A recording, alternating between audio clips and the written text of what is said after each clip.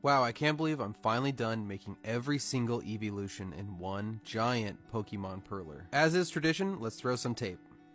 I'm just kidding, I couldn't do it. I was way too nervous. I definitely took my time getting this one prepped because I didn't want to ruin it in the last minute, and you can absolutely ruin a whole Perler just by putting the tape down wrong.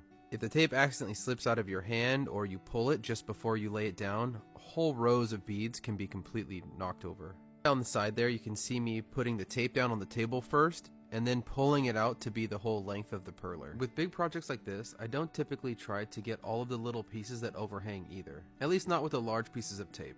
If you look, you can see Sylveon's foot. I end up going back over and putting little pieces to cover that. The first thing that I do is I cover the largest pieces with tape. Then I usually end up cutting off the excess tape and use those small bits to cover up parts like the foot there. You'll also see me cover up little pieces like the top of Sylveon's ribbons or Espeon's tail on the far side. And every once in a while when you're laying down the tape, you mess up some beads with your sleeves. But it's cold in my office, so I'll just have to deal. Thankfully, it's just a couple of beads, it's nothing crazy. I also want to add in, if you're making large perlers like this, buy the widest tape you can find, because it's way less stressful to drop down 3 pieces or 4 pieces of a 3-inch tape instead of having to do 10 or more of a smaller width. After switching to this large painter's tape, I'm not going to get anything different. Just food for thought. Also, don't forget, once you have all your tape down, cut off all of the excess and make sure that none of the tape is stuck to the board before you flip it. It'll make things so much easier. Just make sure that you go around the entire perler and you get every bead on some tape.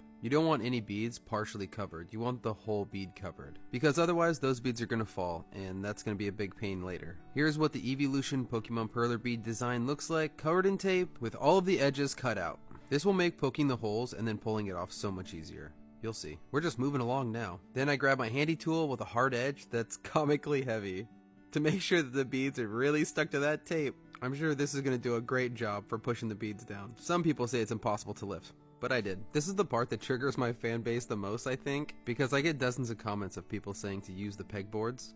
But look, there's problems that come with pegboards too. Much worse than using a pen to poke the holes. Yeah, the pen is slower, however, you don't mess it up. You never have to redo beads when you're using a pen. Or a custom little poker that you make, or maybe one of those pizza wheel things that poke the holes in the dough. I think those work. However, for now, I'm going to use the pen to poke thousands of tiny holes. So now it's time for the flip. This is by far the scariest part when you make perlers like this using the tape method. When you make smaller perler designs, they don't tend to fold in on themselves, and typically it's easier for you to flip them in one single go. Although this perler was my entire arm length. I was super nervous doing this, and you can see me as I'm pulling up the tape here. I'm very gently lifting it off the edges. Besides me being nervous, this is a really good habit to be in if you use the tape method for perlers. Also, when you make a perler that is this big, you have to be careful of the middle bending, because you can't quite pull it tight as you're lifting it usually. There has to be some slack in the middle, and depending on how you put your tape in, you could pull your perler apart in midair, and that would be a disaster. So it's always good to be mindful of which direction your tape is laying. This is a point of no return. Once you start lifting your perlers off like this, you have to just go for it. And thankfully the perler gods were nice, and this flipped over incredibly well.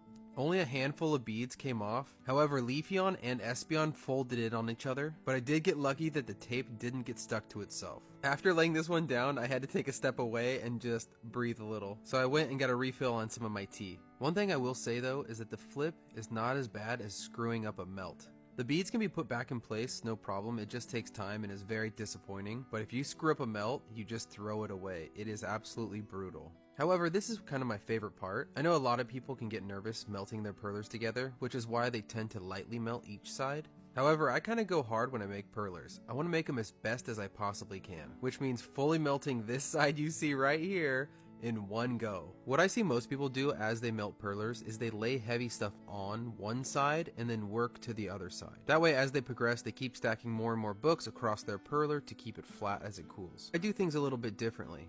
I like to try to keep the whole perler hot and melt the whole thing at the same time. But before that, I noticed that a couple beads got knocked over when I flipped over the parchment paper. So I'm going to fix those right here. You definitely want to make sure none of your beads are laying down sideways like this, because they'll melt completely flat like that, and it's kind of disappointing when you find a couple of those. But with my heat press on, it is time to melt. So to go a little deeper into how I do this, I generally will start working my way across the perler from one side to the other, but I'll keep doing that. I don't just start on one side and melt it and then move on. How I like to do it is I get the beads hot and they start to melt, and then I slowly work my way across to go back and forth and back and forth.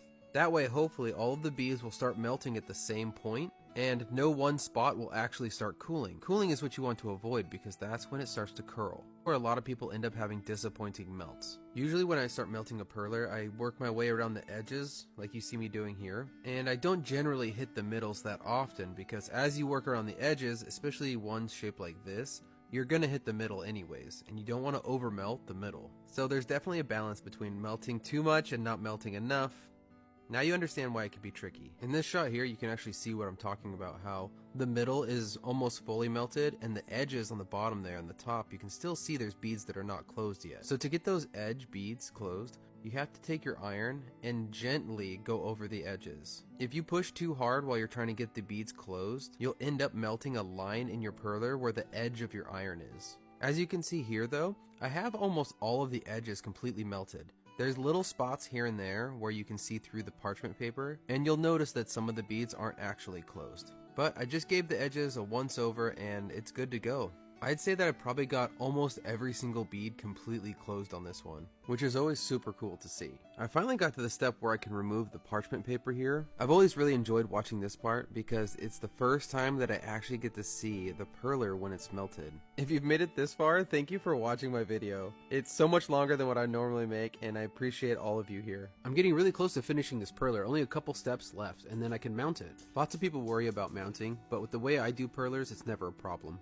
This is the boring step. You just stack a lot of heavy stuff on top of it. Just the parts you see in this video took me about 2 days. Part of that was some wait time because I needed it to cool and to make sure it was completely flat. And I know that I have a big subsection of my followers that love these tape pulls, so this is for all of you that are watching. This clip is sped up quite a bit. It took me like 6 or 7 minutes to pull all this tape off. It was a little bit annoying because it started coming off in little strips, whereas usually you can pull the whole thing off in one go and it's super fast and easy. Overall, this was such a cool perler to make and I'm so happy I got to share it with everybody. Unfortunately for me, my too much gene is kicking in and I kind of feel like I want to make something bigger now. My table is 6 feet by 4 feet, so I do have the space for something massive. But that's crazy talk right now. Thank you guys for watching and seeing this amazing perler come to an end. So subscribe to my account for more Pokemon Perler Bead content. I put out daily videos and turn your guys' comments into these awesome perlers.